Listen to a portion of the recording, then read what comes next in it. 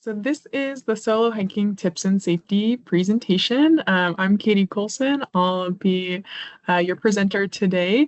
And this presentation is hopefully a helpful tool that you can use whenever you're wanting to go out on a hike and create a good plan for yourself. This presentation came about after talking with folks on the trail and hearing a lot of apprehension that they had about going out solo. So I wanted to put something together that could be a great resource for folks in Rocky Mountain National Park, but this presentation can be applied to anywhere you might want to go solo. So moving on to just a little bit about me. So I'm Katie. I'm the education manager for Rocky Mountain Conservancy. And so I work behind the scenes to put together a lot of our educational programs through the summer, but also year round. And this clinic is part of that. It's part of the outdoor education outreach that I've been trying to put together and get those resources out there for a bit safer recreation in Rocky Mountain National Park. I'm also a wilderness EMT and help out with Rocky Mountain National Park Search and Rescue Team. So I've been out there a lot, seen a lot of things and places that folks go wrong, and hopefully can give you some resources to help things go a little bit better for you. So in my previous jobs as well, I was a backpacking and climbing guide. And in my personal life, I'm a trail runner. So I've spent hundreds of miles in Rocky Mountain National Park, other places in Colorado, Montana, and Alaska, thinking about this sort of stuff and wanted to put it together all in one place of just kind of some tips and tricks and things to think about if you're going out solo. So a few things that we will cover in this presentation is a little bit of risk framing and what each person's risk tolerance might be, risk considerations. And with that, it can inform where you go and how you choose your route. And then we'll walk through a little bit of how to calculate your time plan and how to use that time plan to tell a trusted person where you're going, how long you'll be, and when you'll be back. And same thing that goes along with that, the GPS and satellite communication options. So there's a lot of different tools out there and going through some of the differences between all of the different devices. And then we'll end with some tips and tricks, some personal safety ideas for you. And this can go one of a bunch of different ways. So choose what you like out of that category, but we'll keep on moving through these ideas. So I wanted to start with some framing of this presentation. So, I'm not trying to have this presentation be convincing you to go hike solo, because it almost always will be safer to go outside with someone else. And we'll revisit that almost here in just a few minutes. But I wanted to introduce this risk matrix as an idea of how to frame what you want to do and where you want to go outside.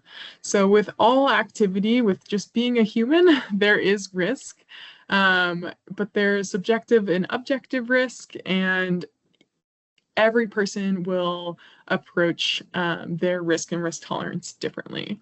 So there's a lot of subjectiveness in how we approach it because it depends on our past experiences and what biases we've gathered from those past experiences. So the perception of a risk is quite personal, but we can try and look through this risk matrix as a lens and as a tool to help us decide what we want to do with our day, or whether or not to go out solo, or whatever activity you'd like to apply it to. So I'm going to walk us through an example here to help illustrate this better. So the risk matrix is a function of impact. So how severe would the outcome be if the risk occurred? So like, are you just spraining your ankle? Is that the risk?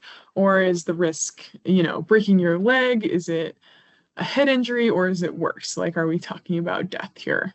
And then the other end of the spectrum is the probability. So how likely is it that that outcome will occur, or that risk will happen? So how likely is it for you to sprain your ankle on a day hike versus like how likely is it for you to take a bad fall while climbing, all of these different questions to consider when you think about the risk matrix in each given activity. So just for some examples in this presentation to get the idea going, I have the example of trail running by myself. So this is something, that I think about frequently, and this scenario isn't fully laid out for you, like there's not a full plan. But if I'm just going out, let's say for a run after work, and I'm going alone, and I'm only going to go for 5 to 7 miles of like that's my after work distance. And it's on, trails that I'm really familiar with, and it's not super far. So I feel like, the risk or the severity of the risk is pretty minor, right? Like I could sprain my ankle, I could maybe even break my ankle if we're thinking of like the worst impact. But that still falls in the minor category, at least for me and what I do in my personal recreation.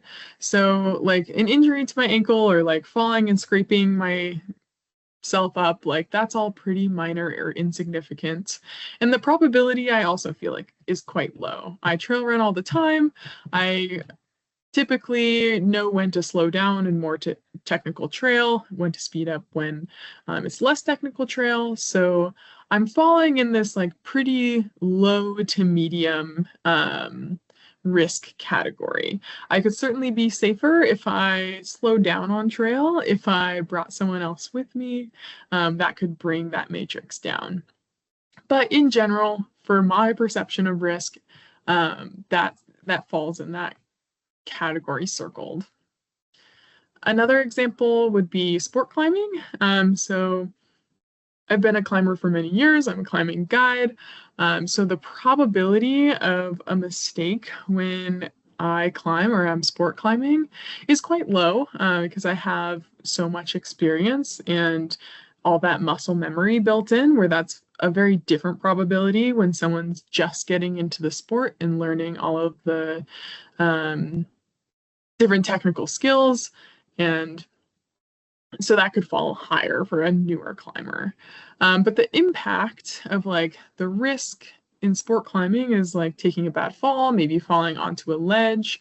But is sport climbing tends to be safer than traditional climbing in the number of risks involved.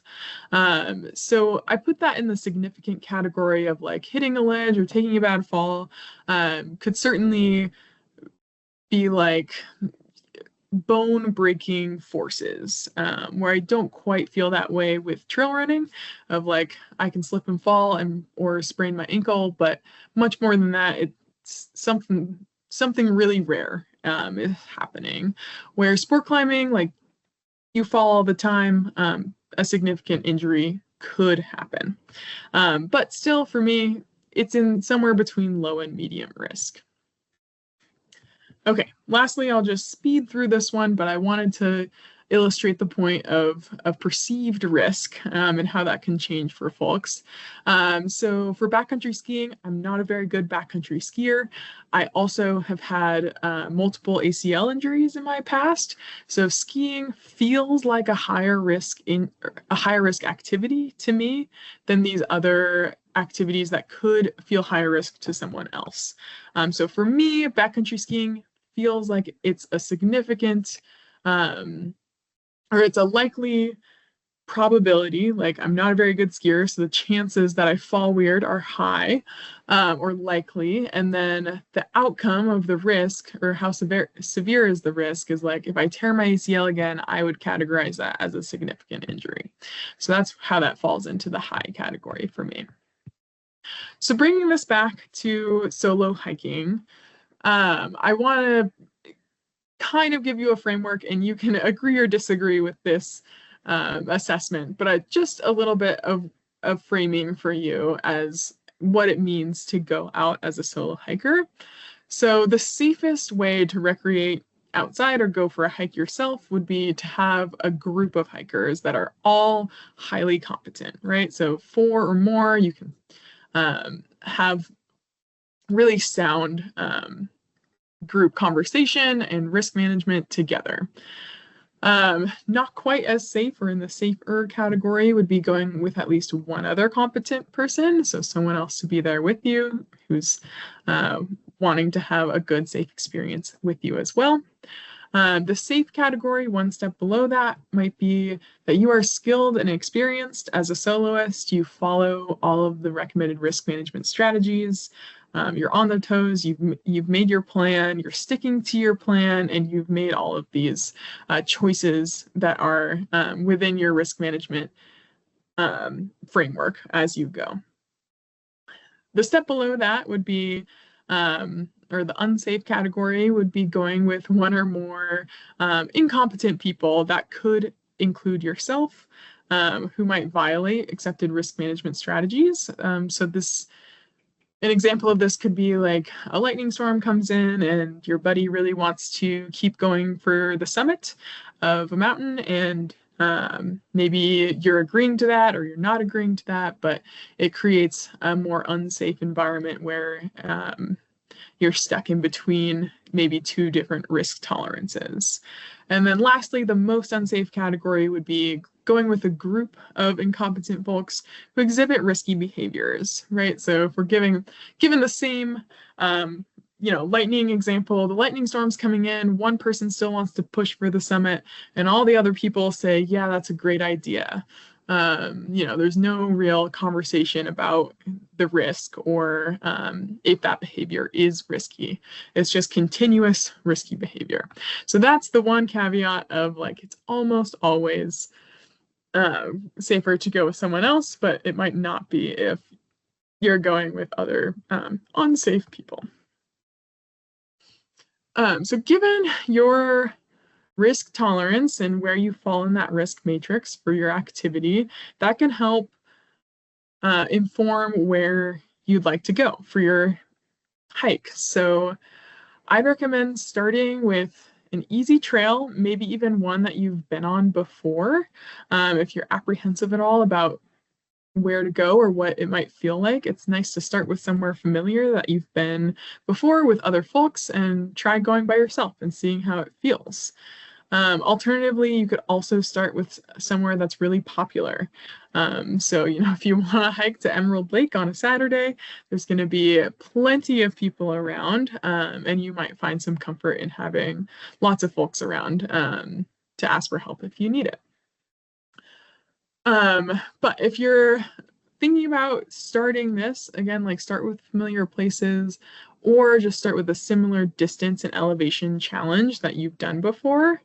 And lastly, start early in the day. So there's more time, more buffer if you have more daylight. So if you start early in the day and something goes wrong around noon, you still have plenty of daylight hours to get yourself out of the hike that you are on. That also goes for lightning safety here in the mountains.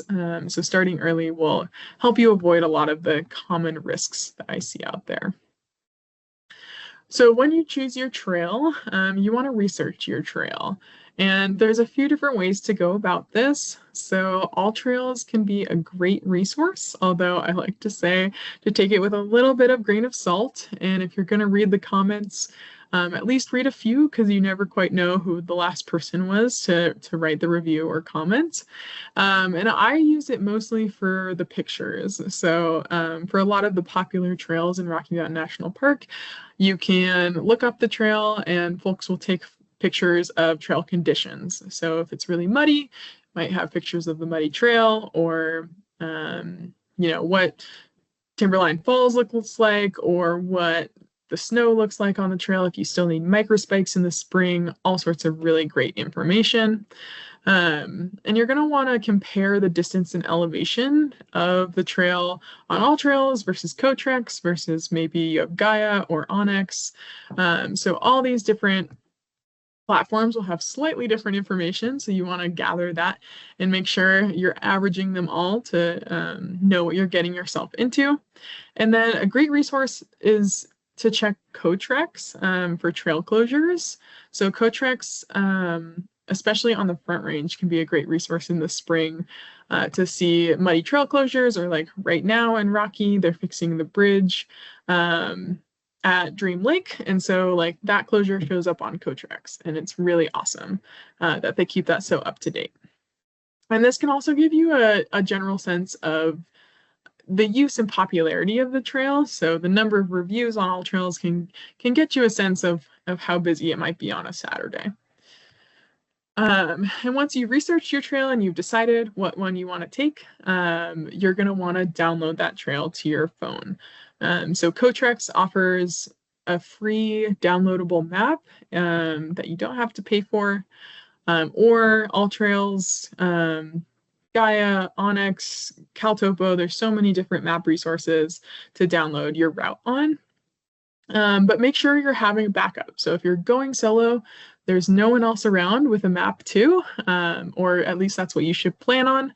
So you want to back that up with either a battery for your phone or a paper map as well. So having some sort of backup, some sort of redundancy in your map is a really good idea if you're a solo traveler in the backcountry.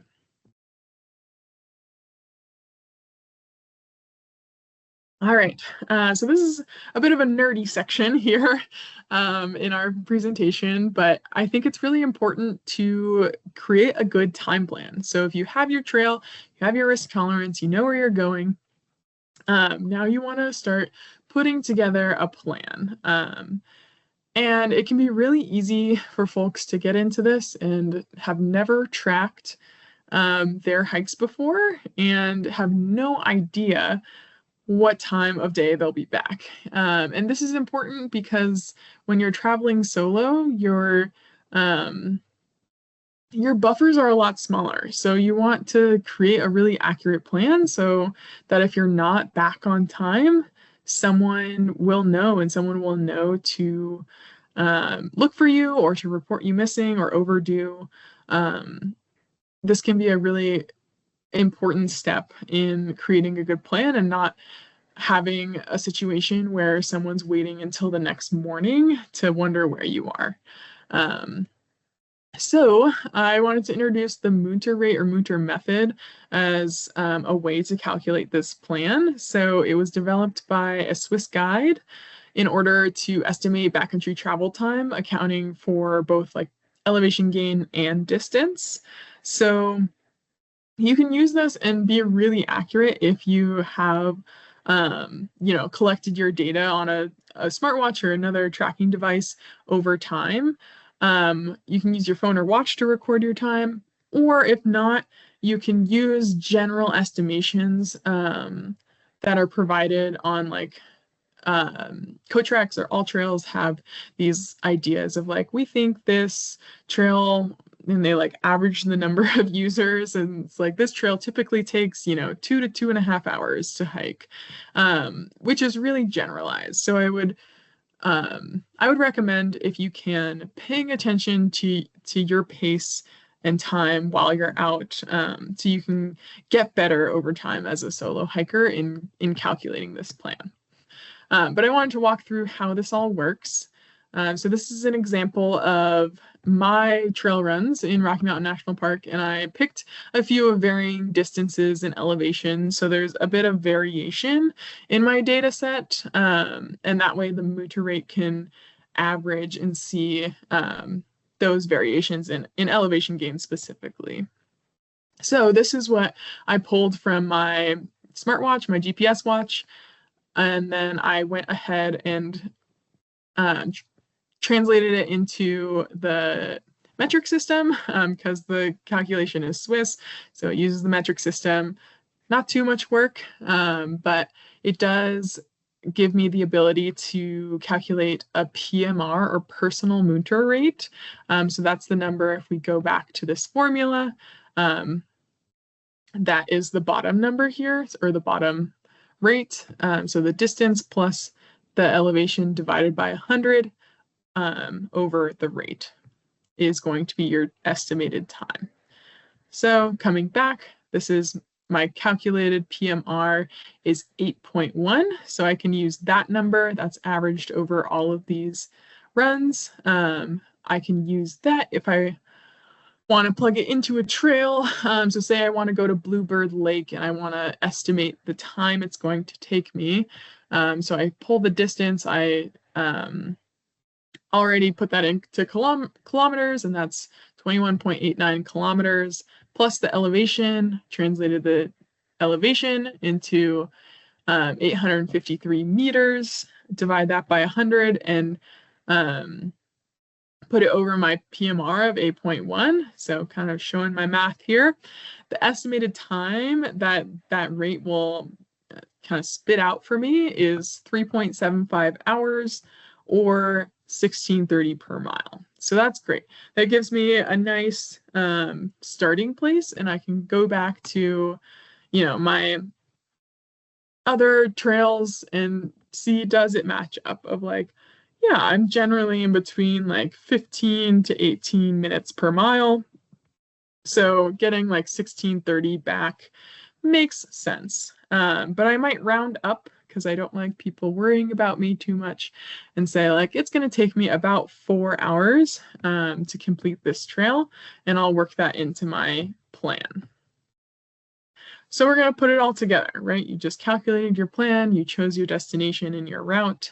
And so you want to put together a really nice, succinct plan to give to a trusted person.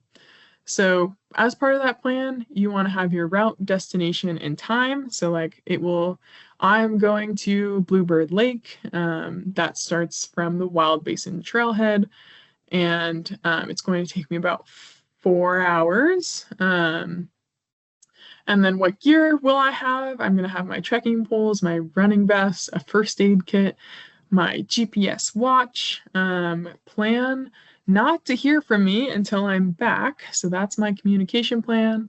My phone has satellite GPS capability, so I can satellite text and call from it. And I have a downloaded map and portable or extra battery with me to charge my phone if I need. So that's my plan. And then the most important thing is to then stick to your plan.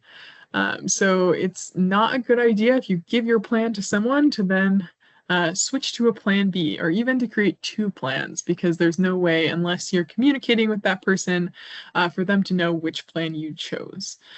So stick to your plan. If you're going to a destination from a trailhead, stick to that destination and trailhead, because that's how emergency response will know where to go.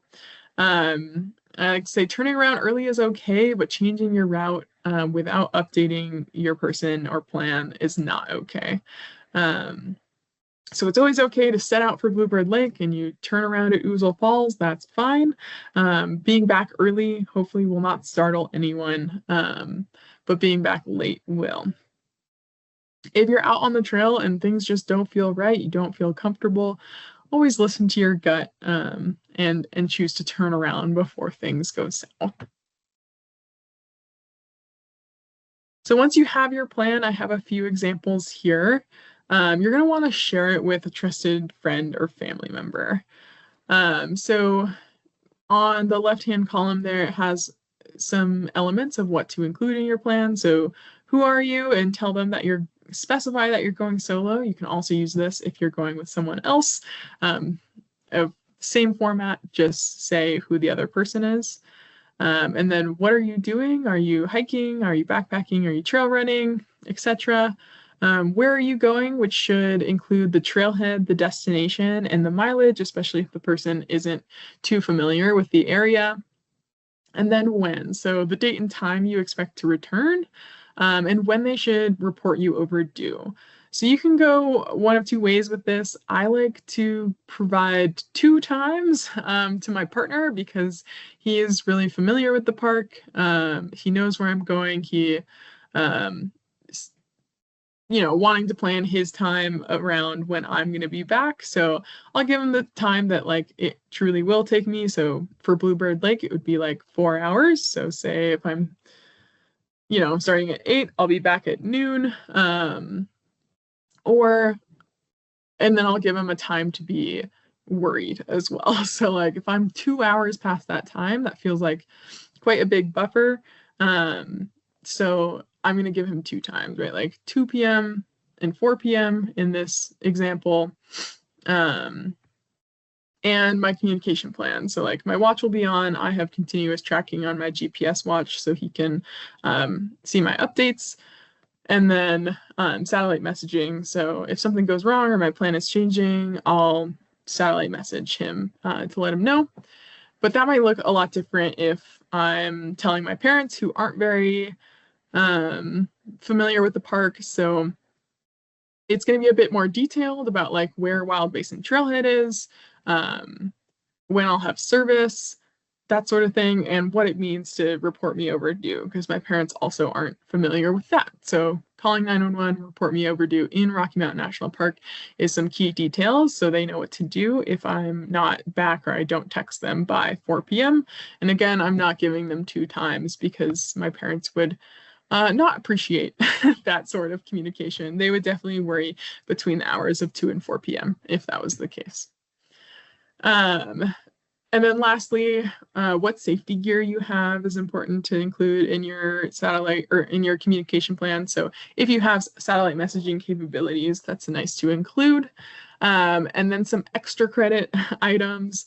And this will come up on the next slide too. It's just some emergency numbers to call, what you're wearing, your vehicle information, and any medical history that first responders might need to know.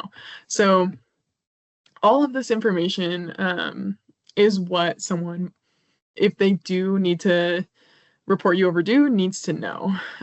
So they'll get on the phone with dispatch and dispatch will ask them all sorts of questions. So you're trying to set them up to have a really good conversation so the emergency responders know what to do or know who to look for.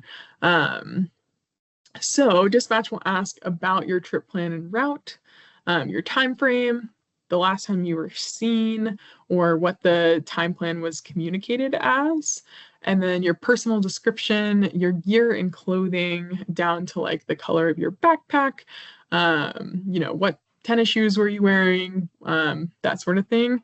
And then your vehicle details so they can check for your car in the trailhead parking lot, your cell phone number, any satellite messenger that you might have, and they'll ask you about medical conditions. So this is a whole huge list that they'll ask about, and it's very unlikely that anyone will be able to provide 100% of this information, but the more the better in this case. So someone who knows you really well and could answer most of these questions about you is a good person to have as your trusted trusted contact that you tell your plan. But something you can do if you want to be the safest possible is to take a picture of yourself at the trailhead or right before you head out and send it to them. And, then they will have the exact image of what you're wearing while you're out, just in case they'll need to report you overdue. So taking a picture, sending it to your person, and they're like, cool, Katie's wearing, her yellow trail runners, her blue hat, her yellow running vest, and like a light blue sun hoodie. So that's a really awesome picture to have. Okay, and moving into some GPS and satellite communication options, there's a lot of options out there. I think if I'm going to sum it up really quick, it's that all of them work. You just get to choose which one works best for you. So Garmin InReach, Spot, Zoleo are all kind of the classic GPS communication devices where they have really long battery life. But you need to pay a subscription that's separate from your cell phone in order for them to work. And a lot of them still need to connect to your cell phone to have any of the advanced features. iPhone 14 and newer have come out with satellite communication capabilities as part of your smartphone. And I believe Google Pixel and Samsung Galaxy and maybe a few others have come out with satellite communication as well. So that is also an option now, but the big difference is the battery life. So the iPhone battery life obviously is a lot less than these dedicated satellite communicators. The other thing I wanted to mention is activity tracking through a phone app or a watch. So I think a few apps, maybe All Trails, maybe Strava, I'm not sure, allow for continuous tracking updates. If you record the activity on your phone, you can connect it to a trusted person's email and then they can watch your activity. My watch also does that. I have a Coros watch and it sets up safety alerts. So it's like a kind of like a brown cookie crumb idea where like every 10 minutes it'll send a ping of a location of me on the trail that someone can track if they have the link that's set up through the Coros app. So it's a nice idea. It a lot of them require cell phone service though to update frequently. So that might work in some of the places you recreate, maybe not in others. So a typical satellite communicator like the Garmin, Spot, or Zoleo will have a more consistent updating basis where they're using a satellite rather than cell phone service to update that activity. I tried to compile a chart of kind of the differences of each of these devices, knowing too that this is May of 2026, so these prices could certainly change as the years pass us by. But there's a bit of a lower cost of entry for Zoleo, but maybe a higher subscription, and so on and so forth. So doing your own research of what might be best for you, but this is a great starting point for these different communicators. Again, with the obvious difference between the Spot and Garmin and Zoleo versus the iPhone is the battery life. So your phone is only good for about like 10 hours of continuous use, whereas the other communicators are more than 200 hours. So if you're doing any extended hike solo or even backpacking, I would still recommend that classic satellite communication device.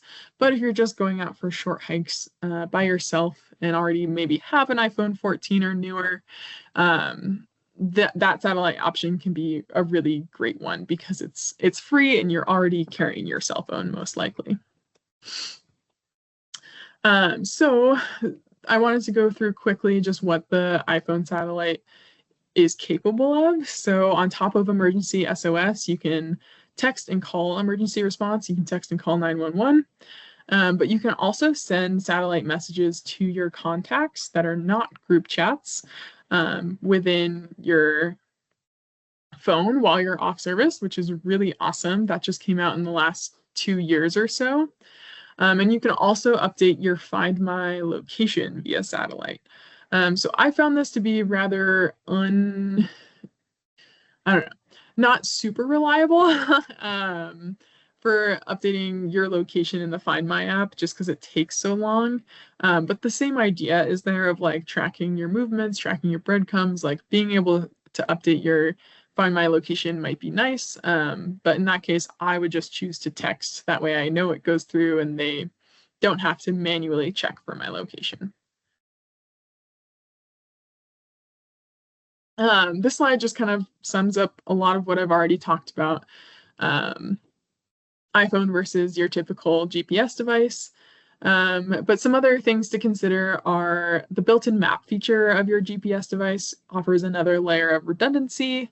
You can also request weather updates through a lot of the GPS devices, and that's also great in an area of redundancy where your iPhone can't provide that. Unless you've got a buddy where you can like text and ask for the weather and expect them to reply in a timely manner, it's probably unlikely that you can get any sort of weather update from your phone without service. There's also a bit of auto connection that happens with the GPS devices where your iPhone is very manual in the way that like it tells you what way to point your phone in order to connect to a satellite. It can often take many minutes to send. And if you put your phone down, it won't send your message. So Once you've chosen your satellite communication device, whether that's a Garmin InReach or your phone, your iPhone, you need to choose how often you're going to communicate with your trusted person.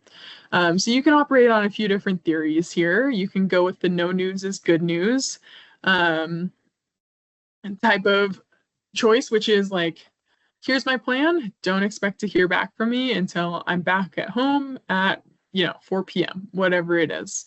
And that can be great if you're not sure able to send messages. Maybe you've never done it before. Maybe you're unfamiliar with your GPS device and don't quite know how it works, or if you connected to the right person. Because it can be alarming on the other hand to say that you're going to communicate, say, every hour, and then you totally ghost them. So be careful of what you agree to with your communication plan. There's also planned check-in intervals. So again, with that example, like I'm going to check in with you every hour. Sometimes on spot devices, that's really nice. You just click the check-in button. Maybe that's really easy for you to remember. You're not going to miss them, and the person who's waiting for you to get home is receiving those on a regular basis and can all feel great about it.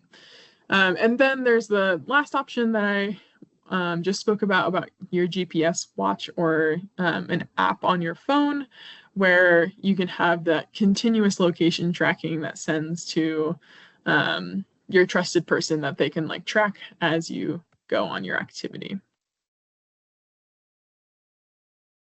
So when you've decided on that, there's just a few other personal safety tips to think about before you head out. So again, map redundancy. I think I've already said that a couple times, but think about either carrying an extra battery for your phone or a paper map so that you have redundancy there. Because you need to be self-reliant as a solo traveler. And that includes light sources as well. So you can maybe count your phone as one light source, but you should have, a very small headlamp with you or a very small flashlight as a light source in case you get stuck out past dark. And then a first aid kit and emergency blanket. So I have a whole nother presentation on what should be a part of your first aid kit, but having a first aid kit with you is really important, and the most common items that you might need or use should be with you at all times because, again, you can't rely on your buddy or anyone else on the trail to have what you need out there. And then your chosen GPS device, extra batteries or a battery pack for your phone or GPS device, depending on what it is, to provide that redundancy. And then medical information on your phone or a bracelet if you have a medical condition that you want first responders to know. So uploading that ahead of time is a great idea. And to go through that, this is the iPhone example, but Android has a very similar setup as well in your settings or in your health app on your iPhone. There's the medical ID button, and that way you can upload any pertinent medical information, how old you are, even your blood type if you want to upload that, and also emergency contacts. So this is absolutely used by first responders if you are unable to speak for yourself in an emergency. They can pull up this on your phone and get to the bottom of whatever might be going on. So even if you choose not to hike solo, I would recommend doing this for any emergency you might find yourself in.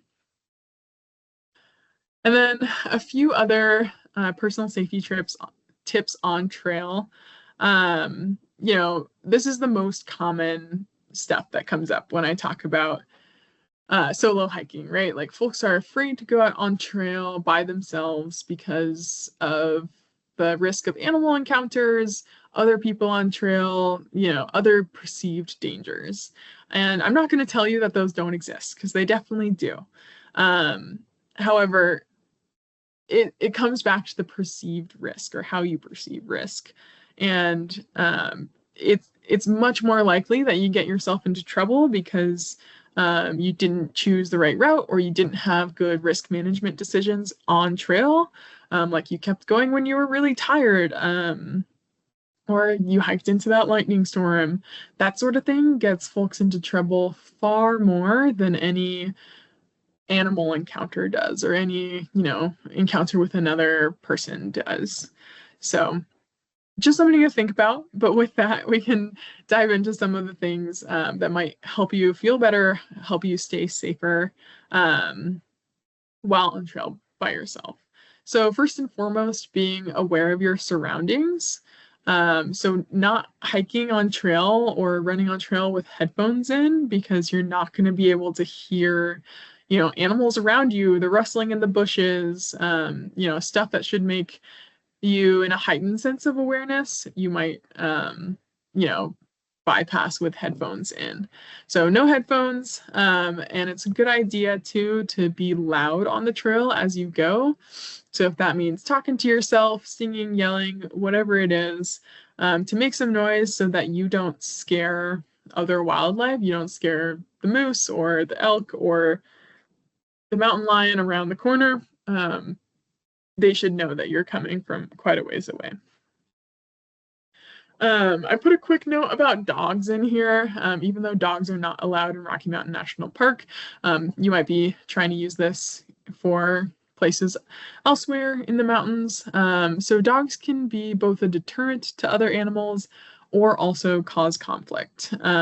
So another animal might smell your dog and not want to be anywhere near it. Your dog also might notice things before you do. So they have, better eyesight, better hearing, better smell than us.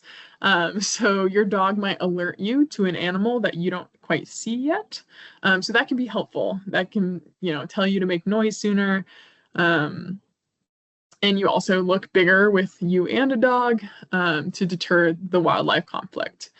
On the other hand, dogs can also be a source of conflict. So, moose and elk perceive your dog as a threat and will try and trample them. And this is most common with off-leash dogs, but conflict can happen on leash too. So this is something to keep in mind if you do travel with a pet, of how to mitigate that conflict with wildlife. But other things you can do as a solo hiker is to wear bright clothing. So that's both if you do find yourself lost, wearing bright clothing is helpful for other folks to see you. And it's nice to be obvious on the trail, or to be a little bit noticeable or memorable for other people passing you by. So if you're wearing like highlighter yellow shorts, you're like, hey, was it that, hiker wearing highlighter yellow shorts? Yeah, I saw them, a couple hours ago over there. That sort of thing can be helpful. And then trekking poles too is a great way, or a great tool for you to have on trail to not only make you look bigger, it can also be a weapon, kind of like, a big stick to hold out in front of you to deter any animal that might be approaching. They can also be loud if you kind of smack them together. There's a lot of benefits to trekking poles and having them with you, and also for first aid. So like if you do end up spraining your ankle, having trekking poles can be the difference of you like being able to hobble out on your own versus needing help from someone else. So trekking poles can be a great tool when you're solo and all the time. But I also wanted to mention noise-making devices. So this is kind of like newer theory, I think. So there's a picture of the bear horn on there. It's almost an alternative of not even an alternative, but like another theory behind, bear deterrent is most bears actually want nothing to do with us, and they're pretty scared. So making a big, loud noise usually is enough to deter the bear from continuing this investigation in and around you, or around your space. That can also be replaced with like a whistle, or any sort of like alarm. There's a lot of, personal safety devices for runners out there. You're welcome to see what they've got out there, but a lot of like car alarm type sounds or air horn type sounds. But the reason I like the bear horn is that it's light, it's small, and it makes a really loud noise. And then lastly, things like bear spray, pepper sprays in that category too. But if you're in bear country, especially grizzly bear country, bear spray is never a bad idea to have. Um, and because it works on all animals. So not just bears, it can work on mountain lions, moose, elk, if you need it. But this is all like the personal safety and a bit reactive items to have, I guess is what I'm saying. So first and foremost, the best thing you can do is to be aware of your surroundings, and then all these other, items to have with you is a bit reactive. But hopefully, with awareness, you can be proactive and avoid any sort of conflict with wildlife or people, for that matter, before it happens, if you're just loud enough. All right, so that was a lot of information. Um, in normal presentations, I get to have Q&A, but this is an online format, but I'm more than happy to be a resource for folks if they want to email us at education@rmconservancy.org. If you have questions about this stuff, I'd love to answer. But otherwise, thanks for your attention. I hope you have a great solo hike. I hope this was informative, and we'll see you out there. Thanks.